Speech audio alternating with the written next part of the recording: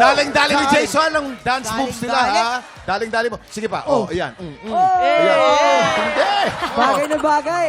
Dali lang naman. Of Basic, course, basic. no? Boys, para sa mga bagong fans nyo, ano bang ibig sabihin ng GAT? Paki-explain nga. GAT. Ang ibig sabihin po ng GAT is gawang atin to, which means we are proudly Filipino-made. Yes. OPM. Mabuhay.